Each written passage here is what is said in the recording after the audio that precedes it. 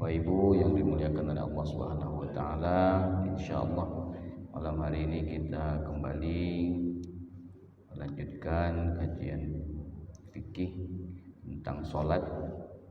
Ini masuk kepada pembahasan at-tablighu khalfal imam. Jadi ada yang istilahnya muballigh yang ada di belakang imam. Yang mana itu kalau Bapak Ibu ketika umrah atau haji di Mekah itu sering, atau di Madinah Masjid Nabawi, kalau kata imam Allahu Akbar, Allahu Akbar, nah itu disebut tabligh muballigh, yang suaranya kencang, yang berada di belakang imam. Itu disepakati oleh ahli fikih bahwa itu adalah sunnah. Hukumnya adalah sunnah. Kapan itu? Ketika sholat yang mana imamnya dengan jahar, biqadaril hajah, tentu dengan hajat. Ada hajat, kebutuhannya. Hajatnya apa? Pada saat dia takbir, pada saat dia tasmi' itu sami'allahu liman hamidah. Nah itu mubalighnya cuman rabbana walakal hamd. Nah itu mubalighnya disebut mubaligh, ya. Itu ada belakang kemudian salam. Jadi takbir, kemudian tasmi', kemudian salam. Apa tujuannya? Adalah sebagai pemberitahuan. Kalau imam mulai takbir, seperti ibu-ibu misalnya kan, di belakang satar, suara imam kecilnya tak terdengar, ya. Mikrofonnya mungkin, tapi mikrofon kita bagus, ya. Mikrofon orang Saudi lebih bagus lagi.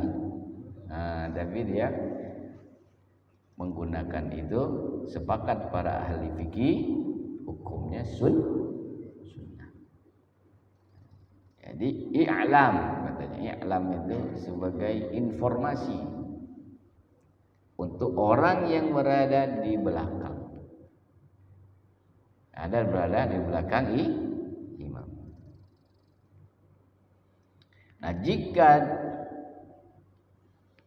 membutuhkan, lemah misalnya kan, fa in ajaza jazat tabligh min ghairi. Pokoknya jika dia memang dibutuhkan, maka diperbolehkan tabligh dari selain yang tadi, tapi atas dasar kebutuhan, atas dasar kebutuhan. Kita ini kalau di masjid kita mungkin bisa dikategorikan tidak butuh. Kenapa tidak butuh? Ya imam cuma makmum cuma 2 baris, inilah maka tabligh. Ya, kecuali jamaahnya membludak sampai keluar sana. Ayo sampai ke jalan-jalan situ, ya. Nah, kita ni kan kalau cuma sampai ini tidak perlu. Lagi nak buat anggaran baru pula. Anggaran barunya apa?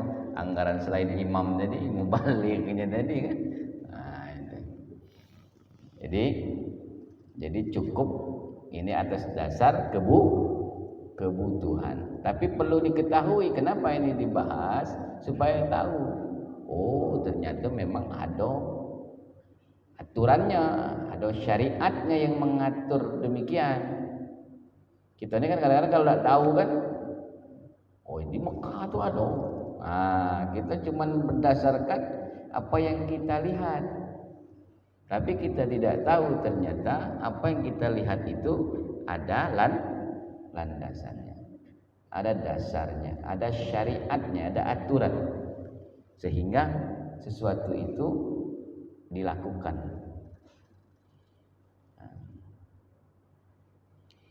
Apa dasar dalil hukumnya yang dijatakan sunnah tadi? Karena Abu Bakar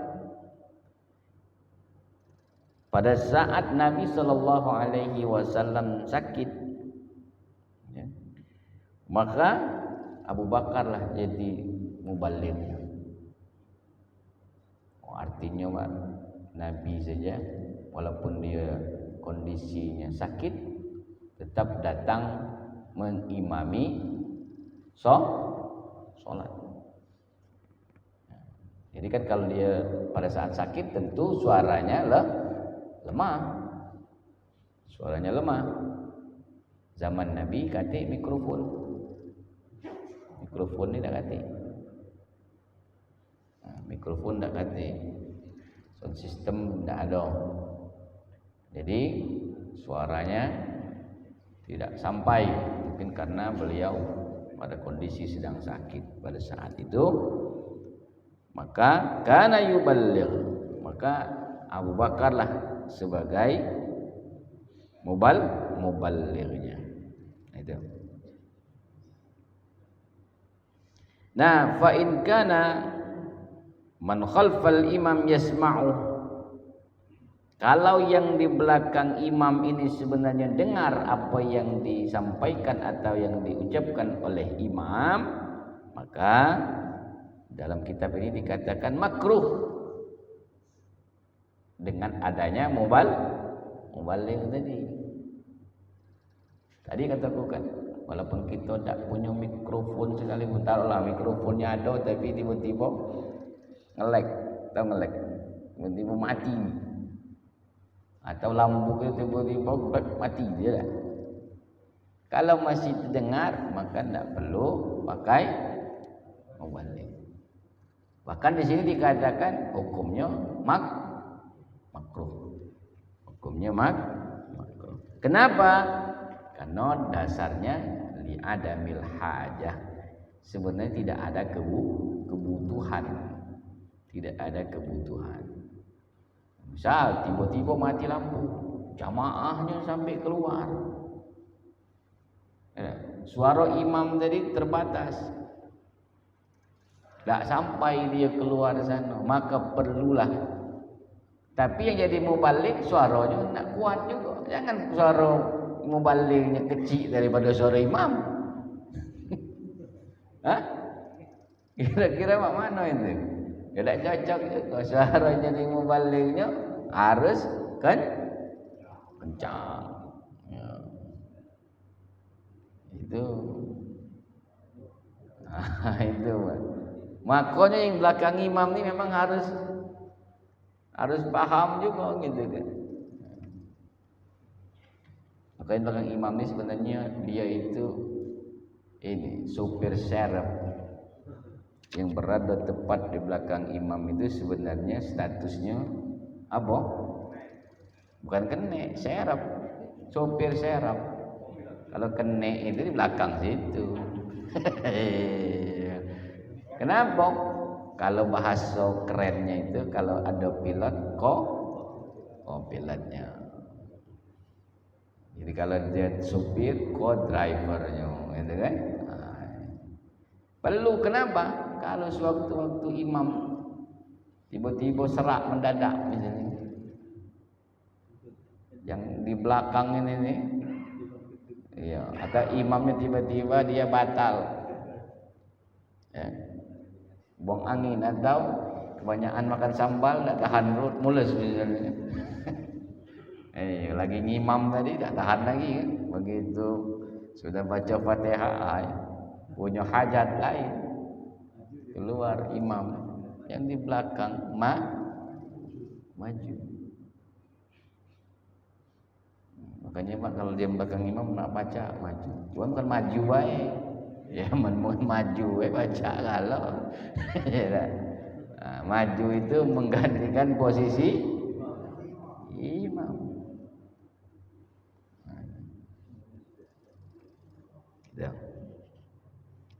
Kemudian wa yajibu ayyaqsudal muballigh sawa'un akana imaman am ghairuh al-ihram lis-salati bitakbiratil ihram.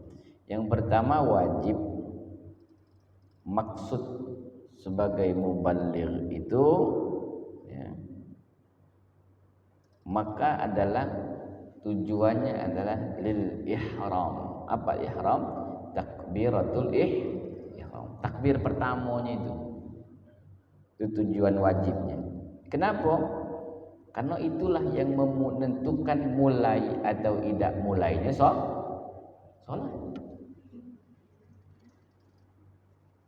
Kan pengertian sholat itu kan dimulai dengan takbir.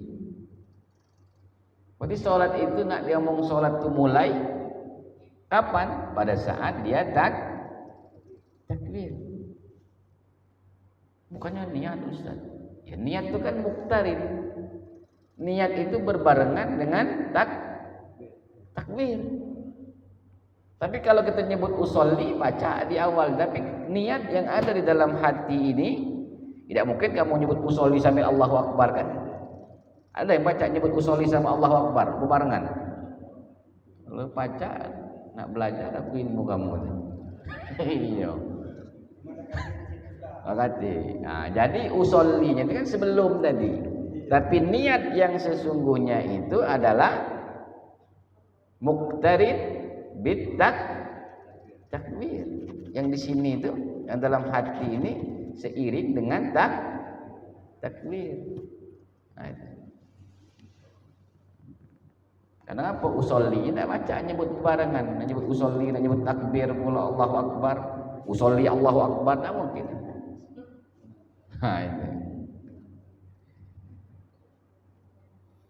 Makanya dimulai dengan takbir. Nah, maksud tabligh tadi menyampaikan kalau takbiratul ihramnya sudah mulai.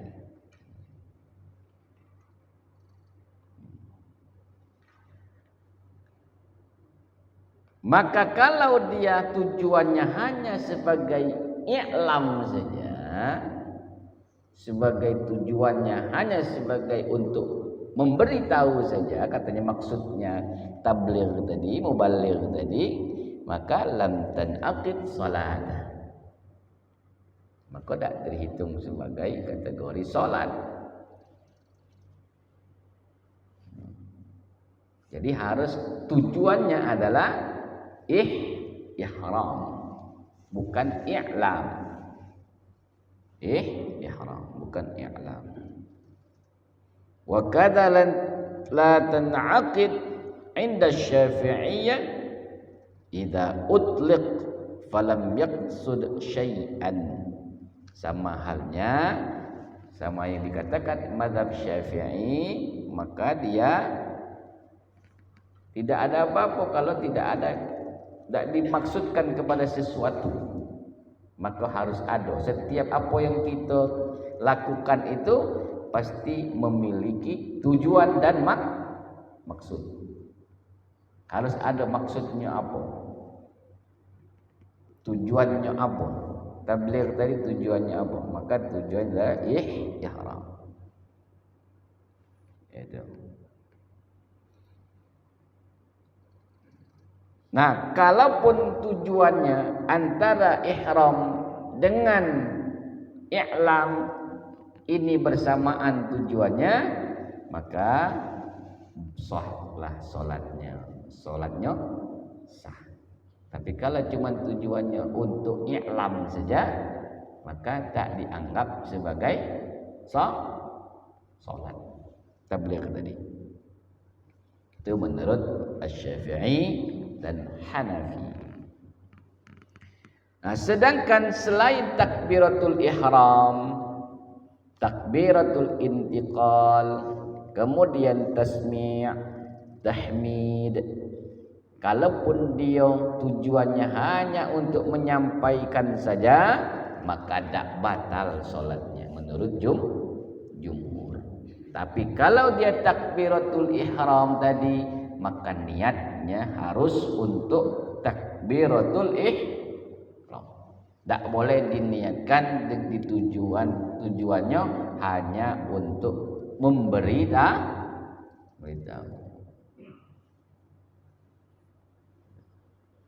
Kata mazhab Syafi'i, jika dia bermaksud idza qasada bidzalika mujarrad tabligh, ya, aw lam yaqsud syai'an, jika dia tujuannya tadi bukan untuk tabligh atau tidak ada maksud sesuatu pun maksud dalam hatinya, pokoknya sekadar ketika imam Allahu Akbar, Allahu Akbar, tak katik, niatnya tak katik, tak berniat, katik tujuan, pokoknya takbir baik, tabligh baik, maka apa katanya? Batalat salat, batal salat. Tiba-tiba baik, niatnya tak katik, ya. Ini mazhab Syafi'i ini.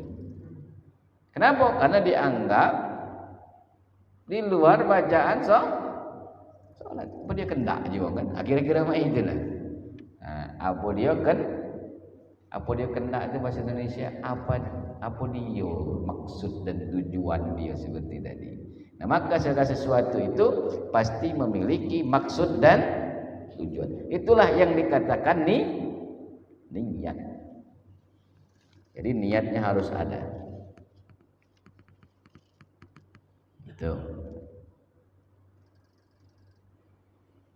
Dalilnya mana? Dalilnya hadis muttafaq alaihi yang disepakati dari Jabir. Qala shalli bina Rasulullah sallallahu alaihi wasallam wa Abu Bakar khalfahu fa idza kabbara Rasul kabbara Abu Bakar liyasma'ina. Itu selesai tentang tabligh yang di belakang imam. Sekarang kita masuk sunat-sunat di dalam sholat.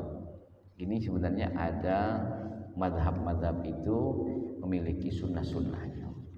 Tapi karena terlalu banyak, takutnya bingung, tercampur, kita ambil yang mazhab Syafi'i baik. Yang Syafi'i baik ini ada 40 sunnah sholat. Hafal kira-kira 40 ini? Insyaallah. Iya, karena kita ini masih muda kalau cepat ngapal. Cepat ngapal, tapi cepat juga lupa. Yang susah itu Pak, lambat ngapal, cepat. Ya kalau itu orang tua itu. Kalau orang tua itu dia lambat ngapal, cepat. Tapi kalau muda ni lemah. Cepat ngapal, cepat juga lupa.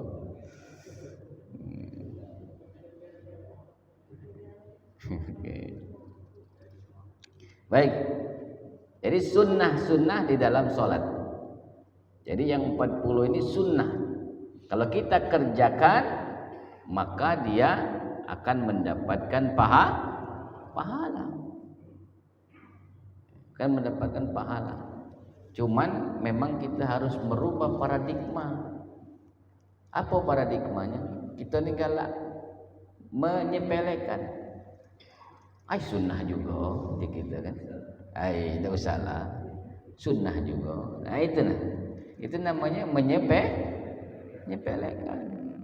Padahal yang sepele tadi dapat pahala. Nah, apa yang pertama adalah mengangkat kedua tangan pada saat takbiratul ihram, itu sunnah.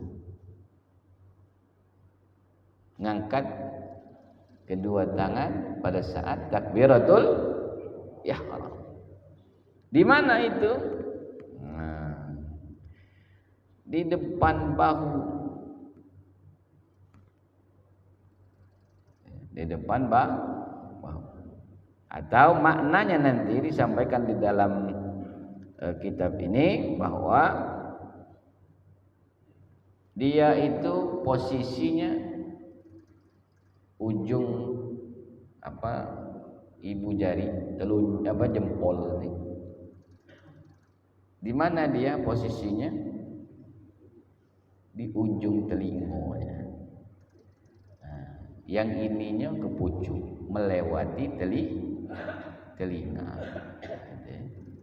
Ah gitu.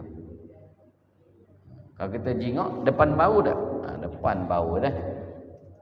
Depan bau. Nah, itu mengangkatnya. Kapan itu? Pada saat takbiratul ihram yang pertama. Yang kedua pada saat dia ruku'. Yang ketiga pada saat bangun dari ruku'. Itu sunnah ngangkat itu. Jadi kalau bangun dari ruku', sunnah ngangkat tangan. Sami Allahu liman hamidah. Ya. Man hamidah. Rabbana walakal hamdu. Jangan lesu, kadang-kadang lesu. Sami Allah liman hamidah. Iya. Memang ini baik.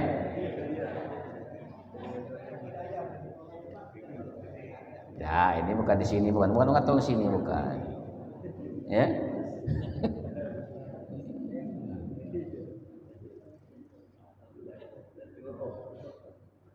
Tapi kalau tangannya sakit, tidak apa-apa. Ya. Kita berhusnudzon kalau tangannya sedang sakit. Itu. Maka dia diangkat. Takbiratul ihram diangkat. Pada saat mau rukuk juga diangkat. Bangun dari rukuk juga diangkat. Sunnah itu. Kalau sunnah berarti dapat pahala. Ngangkat ini dapat pahala. Tak galak. Tak galak. Nak masuk surga.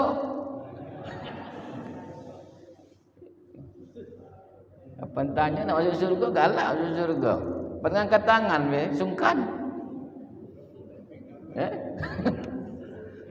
Ai, pakam. Nah itu. Ya. Kemudian ujung-ujungnya ini diluruskan, jangan dibengkok ini.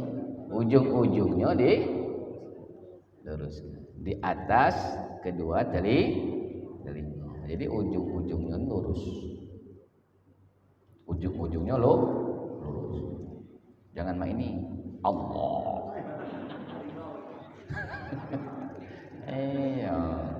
Lurus. Ujung-ujungnya lurus. Ujung-ujung jari. Iya.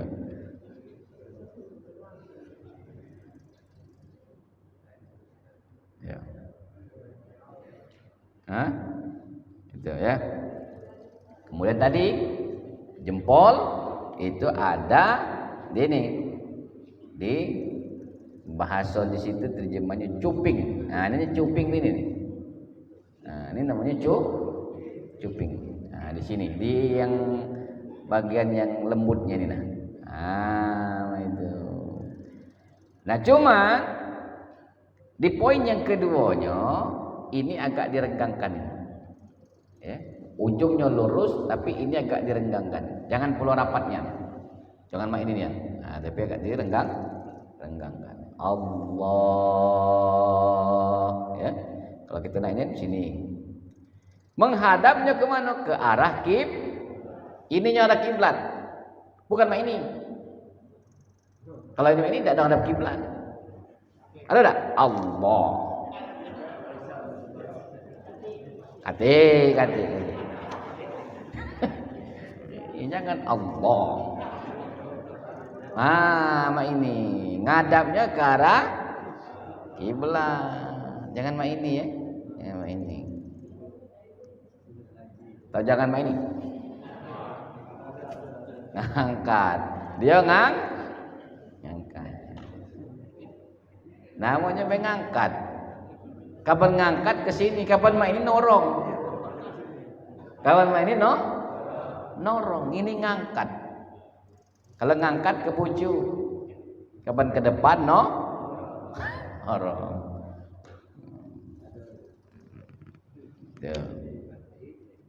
Ya. Jadi jari-jarinya agak direnggangkan dikit, jangan rapatnya, tapi ini lurus, ujungnya lurus. Menghadapnya ke arah kiblat. Menghadapnya ke arah itu sunnah. Sunnah itu. Nah, jadi itu baru dua sunnah. Yang ketiga, takbir sudah. Sekarang kita mulai mau bersedekap. Meletakkan tangan kanan di atas tangan kiri. Tangan kirinya sini berarti. Tangan kanan, jangan terbalik. Jangan main ini. Tangan kanan di pucuk tangan. Di mana posisinya? Di bawah dado, di pucuk pusar. Di bawah dado, di pucuk pusar. Jangan main ini. Ini bukan Syafi'i, kitab Syafi'i. Syafi'i itu di bawah dado, di pucuk pusar. Jangan main ini. Nah, itu Hanafi yang main ini. Ya. Kenapa? Ittiba'an li sunnati Nabi.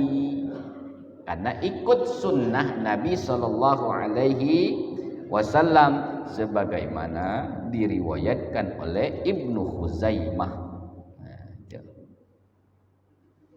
Ya, itu. Kemudian yang keempat dan yang kelimanya doa iftitah dan ta'awudz. Doa iftitah dan ta'awudz. Apa ta'awudz itu? A'udzu billahi minasyaitonir rajim. Itu sunnah.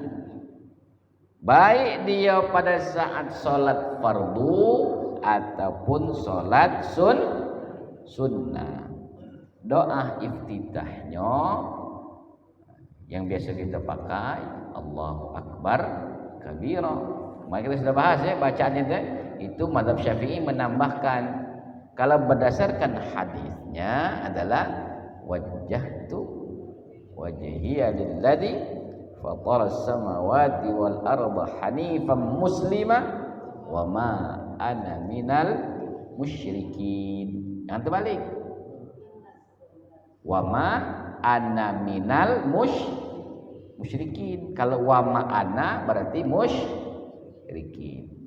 Kalau wa ana minal muslimin, jangan terbalik. Oke, wa ma ana minal muslimin wa ana minal musyrikin. Artinya lain. Dan aku bukanlah seorang muslim dan aku adalah seorang musyrik. Jangan dibalik. Kalau wa ma ana minal wa ana minal, nah bedanya dikit, tapi artinya jauh. Ya. Inna salati wa nusuki, nah, bukan wa ma yahya, wa mahyaya, bukan wa ma yahya, wa mahyaya. Ingat baik. Ya, karena di kita ini kan hafal galau. Banyak yang salah baca wa mahyaya, tapi wa mahyaya wa mamati lillahi rabbil alamin la syarika lahu wa bidzalika umirtu wa ana minal muslimin. Kalau dalam Al-Quran wa anna awwalul muslimin, dalam Al-Qurannya demikian. Nah, itu sunnah yang keempat dan kelima. Iftitah sama ta'awudz. Ta'awudz itu a'udzu billahi minasyaitonir rajim. Kemudian yang keenam dan ketujuh, jahar dan israr atau sir. Jahar dan sir. Bacaan Fatihah dan surat. Jahar itu di tempatnya, berarti kalau jahar itu mana? Maghrib, isya, subuh. Kalau dia sir, zuhur, asar. Itu mengikuti sunnah. Wa fi subhi wal jum'ah wal idaini wa khusufil qamar wal istisqa, ya, wa aulatail isya'aini wat tarawih wa witri ramadan wa rak'atai tawaf lailan. Nah, jadi yang jahar itu apa itu? Subuh Jumat. Subuh Jumat, Id, salat khusuf. Khusuf itu gerhana. Salat gerhana. Gerhananya gerhana bulan. Kalau gerhana matahari perbedaan pendapat karena dia dilakukan di siang hari. Ada tak gerhana matahari itu malam? Berarti kalau dia malam berarti gerhana bulan. Yang itu yang jahat. Gerhana bulan, khusuful qamar. Kalau qamar berarti bulan. Nah, jadi kalau dia gerhana bulan maka dia sepakat jahar. Ya, sepakat dikuatkan bacaannya. Kemudian istisqa. Ya. Apa istisqa? Salat minta hujan. Kemudian 2 rakaat di salat isya. Rakaat pertama, rakaat kedua, itu jahar. Kemudian salat tarawih, salat witir Ramadan, 2 rakaat tawaf malam hari. 2 rakaat salat tawaf. Atau waktu subuh, 2 rakaat tawaf waktu subuh. Itu yang jahar. Yang israr selain ini tadi, kecuali salat malam, salat sunat malam mutlak. Salat sunat malam mutlak. Apa yang dilakukan? Fayatawassat, maka dia tengah-tengah. Tengah-tengah antara jahar dengan israr. Suaranya dilirihkan. Kenapa? Itu pun kalau tak nganggu wong sedang tidur. Ustaz kita kan sholat, mana ya? Dia kan tidur, kita ni bagus. Benar, tetapi tak boleh kita bagus, tak boleh sampai mengganggu orang. Itulah Islam. Ya. Kita sholat baik harus jangan sampai mengganggu orang yang sedang tidur, atau juga mengganggu yang sedang sholat juga. Karena sholat tahajud ini kan afdaliyahnya adalah sendiri, walaupun boleh berjamaah. Karena ngapo? Tiba-tiba wong salat tahajudnya ke masjid. Sini suaranya kuat, sini kuat, situ kuat, gitu kan. Gitu. Berlomba-lomba pula bacaan tadi, semakin kuat yang itu, kuat pula dia. Nah, maka dia harus dengan suara yang antara keras dan lembut, pelan. Itu.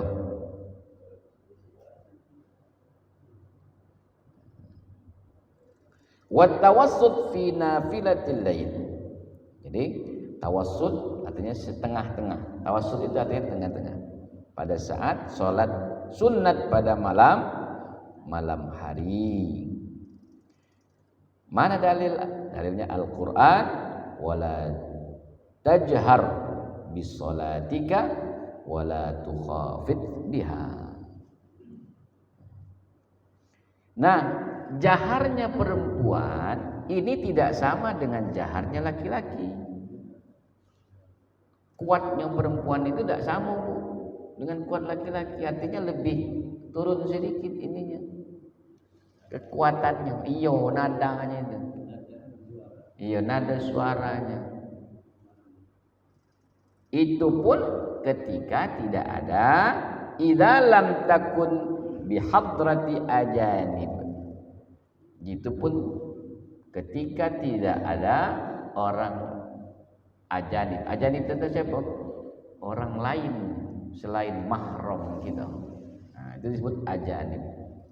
Maka suaranya beda, walaupun jahar bagi perempuan itu suaranya tidak sebesar suara laki-laki.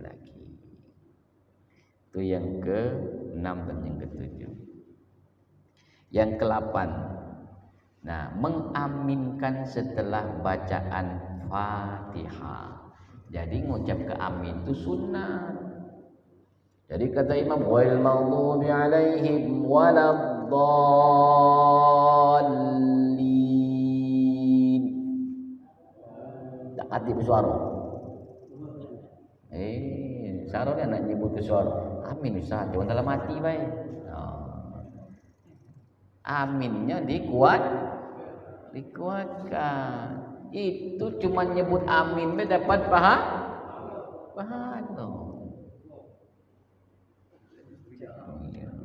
Hah? Oh, itu amin lain. Ya. Iya. Maka dia dijaharkan apabila sholatnya sholat jahar. Kalau dia sholatnya sholat sir, maka aminnya juga sir. Tapi tetap baca amin. Jadi membaca amin setelah membaca Fatihah hukumnya sunnah.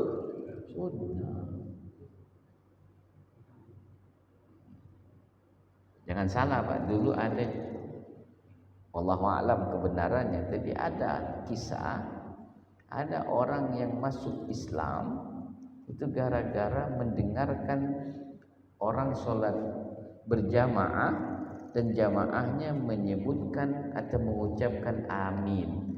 Dia bergetar hati, akhirnya masuk Islam.